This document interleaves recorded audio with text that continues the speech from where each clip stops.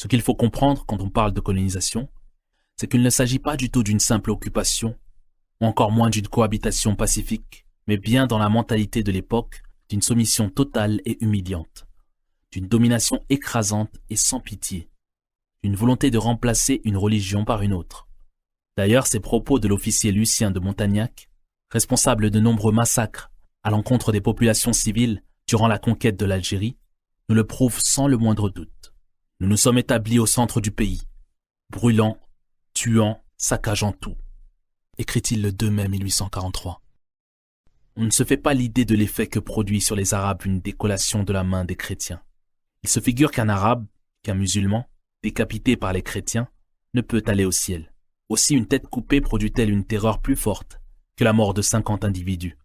Il y a déjà pas mal de temps que j'ai compris cela, et je t'assure qu'il ne m'en sort guère d'entre les griffes qui n'ait subi la douce opération. Qui veut la fin veut les moyens, quoi qu'en disent nos philanthropes. Tous les bons militaires que j'ai l'honneur de commander sont prévenus par moi-même que s'il leur arrive de m'amener un Arabe vivant, ils recevront une volée de coups de plat de sabre. Voilà, mon brave ami, comment il faut faire la guerre aux Arabes. Tuer tous les hommes jusqu'à l'âge de 15 ans, prendre toutes les femmes et les enfants, en charger des bâtiments, les envoyer aux îles Marquises ou ailleurs. En un mot, anéantir tout ce qui ne rampe pas devant nous comme des chiens. La volonté d'asseoir la suprématie du christianisme sur l'islam est clairement présente dès le début du conflit franco-algérien. Aux yeux du roi de France et du pape, l'entreprise a des airs de nouvelle croisade. Abar écrit « Le pape insistait auprès de Charles X pour que la conversion du pays fût entreprise. Le baron Pichon reçut des lettres, le pressant de christianiser la Régence. En 1831, une ordonnance secrète fut prise à cet effet. Voilà qui explique la joie de l'archevêque de Paris après la prise d'Alger. Le ciel a entendu nos prières. Le Seigneur a exaucé nos vœux. Dieu a béni nos armes. Alger est pris. Le pavillon du roi flotte sur ses remparts. L'insolent pirate courbe maintenant la tête sous l'épée victorieuse de la France et se rend à discrétion. 3 semaines ont suffi pour humilier et réduire à la faiblesse d'un enfant ce musulman naguère si superbe. Ainsi soient traités partout et toujours les ennemis de notre Seigneur et Roi. Ainsi soient confondus tous ceux qui osent se soulever contre lui. Et qui explique aussi la lettre que Charles X adressera à tous les prélats du royaume en 1830. Notre ferme espérance dans la protection divine n'a pas été trompée. Le ciel a béni nos armes. La justice, la religion, l'humanité triomphent. Alger est tombé. Le grand publiciste catholique du Second Empire, Baptistin Poujoula, nous livre la pensée catholique du temps dans son édifiant ouvrage sur l'Algérie. Civilisons à coups d'épée dans le terrible accompagnement des batailles. C'est une loi de la terre et un mystère. Les peuples ne montent pas à la civilisation tout seuls. On les y pousse par la guerre. C'est l'œuvre de la France en Algérie. La lutte entre le christianisme et l'islam est la dernière grande lutte de ce monde. Quant à la barbarie de nos guerres d'Afrique, ce que le cœur repousse, la raison l'accepte. Les sociétés ne marchent qu'à travers le sang. Tous les siècles ont du sang sur le front. Quand la civilisation fait la guerre à la barbarie, elle est parfois tristement forcée d'être barbare, pour ne pas perdre d'avantages importants. Les grandes choses ne s'accomplissent pas avec le sentiment. Nous avons besoin de la guerre d'Algérie pour ne pas perdre les traditions qui ont fait notre gloire. Ce qui est en jeu, c'est la cause immortelle des idées chrétiennes auxquelles Dieu a promis l'empire du monde et dont le génie français est le moyen providentiel. L'esprit catholique devrait féconder ce chaos qu'on nomme l'Algérie et vivifier cette terre une seule fois et pour toujours. Ces déclarations sont à des années-lumière de ce que la France avait promis avant même la prise d'Alger. En janvier 1830, le marquis de Clermont-Tonnerre, colonel d'état-major, fait rédiger en arabe la proclamation suivante adressée au peuple de la Régence d'Alger. Nous, vos amis les Français, nous partons pour Alger.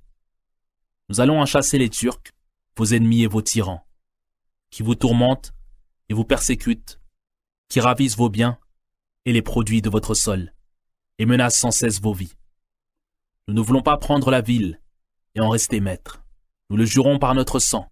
Si vous vous joignez à nous, si vous vous montrez digne de notre protection, c'est vous qui régnerez comme autrefois, libre et maître indépendant de votre pays natal. Les Français agiront avec vous comme ils ont agi avec vos frères chéris, les Égyptiens, qui ne cessent de penser à nous et de nous regretter depuis 30 ans que nous avons quitté leur pays et qui envoient encore leurs enfants en France pour y apprendre à lire et à écrire et tous les métiers utiles. Nous vous garantirons, nous respecterons votre argent et tous vos biens et votre religion sainte, car Sa Majesté le roi bienfaiteur de notre chère patrie protège toutes les religions.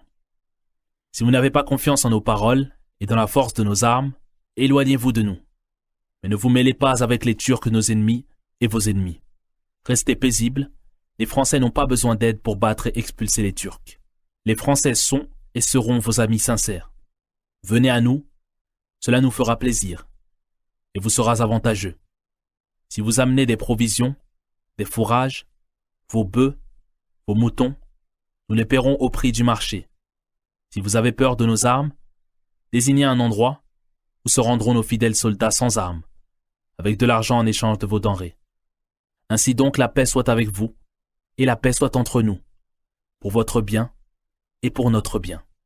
Cette proclamation a été imprimée en 400 exemplaires et confiée à une délégation extraordinaire qui a débarqué à Tunis le 30 avril 1830 et dont la mission était de faire répandre la proclamation jusqu'au Maroc, d'obtenir la neutralité d'Ahmed Bey de Constantine, des souverains de Tunis et du Maroc, et de recruter un corps d'interprètes capables d'expliquer aux Algériens dès le débarquement le sens du texte.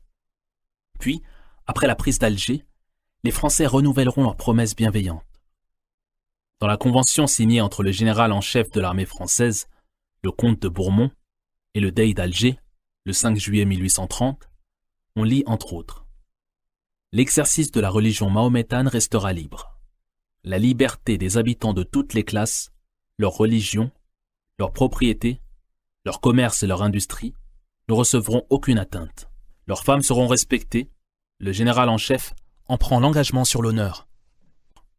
Si telles étaient les promesses du pays des Lumières, les sombres faits de la réalité seront tout autres, comme le prouvent moult déclarations françaises. Le général Duvivier constatait tristement: depuis 11 ans, on a détruit, incendié, massacré hommes, femmes et enfants avec une fureur toujours croissante. Le journaliste et homme politique Émile de Girardin écrit en réponse au rédacteur en chef de l'Algérie Nouvelle: il arrive souvent aux Français de parler des Turcs avec dédain. Soyons justes une fois. S'ils gouvernent mal les chrétiens qu'ils ont subjugués, gouvernons-nous beaucoup mieux les musulmans que nous avons vaincus? Les opprimons-nous beaucoup moins? Toutes les fois que le sentiment comprimé de la religion et de la nationalité a fait explosion en eux, leur avons-nous épargné l'extermination? Pouvions-nous faire autrement? Non. Il est des conséquences inévitables et inflexibles. La colonisation a pour conséquence l'extermination, l'expulsion, l'oppression ou l'assimilation des peuplades auxquelles elle tend à se substituer. Ce parjure éhonté fera dire avec une blessure profonde à Hamdan Kodja, un brillant notable et savant d'Alger, dans Le Miroir, l'ouvrage dans lequel il dénonce les exactions des soldats français après la conquête de l'Algérie: les Français n'avaient pas accompli le centième de leur promesse qui était formelle. Non, le serment ne devait pas entrer dans les ruses de guerre. Il s'agissait d'honneur et de bonne foi. Le général Berthézen, celui-là même qui a pris Alger à la tête de sa division et en a été le gouverneur en 1831, avouera volontiers: ce fut un système de rapine et de violence, une conduite indigne du nom français qui révolte tout ce qui a le sentiment de la justice. Non contents de s'être rendus coupables du crime ignoble de parjure, les Français vont aller plus loin en établissant en 1830 le régime de l'indigénat, un code législatif injuste qui conférera aux Algériens un statut d'exception, entravera leur vie, les accablera d'impôts divers et les dépouillera de leurs biens. Les propriétés des instances religieuses sont aussi saisies, ce qui provoquera la destruction du système éducatif en Algérie. La France met en outre la main sur les mosquées. Certaines sont démolies, d'autres transformées en bureaux ou en casernes militaires, d'autres encore en églises. Cette fourberie de la politique coloniale française visait à éradiquer l'identité algérienne, que ce soit au niveau des valeurs, de la culture, des traditions, de la langue ou de la religion. La France a bien fait ses leçons et retient que les armées de l'islam ont vaincu les empires perses et romains et sont parvenues jusqu'au sud de la France.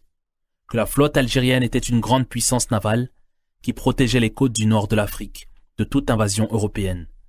Et surtout que c'est l'islam qui unit le peuple algérien, qui en fait des frères dans l'aisance comme dans l'adversité. La lutte de la croix contre le croissant n'en est que davantage justifiée aux yeux du colonisateur, celle de la résistance algérienne, davantage nécessaire et vitale.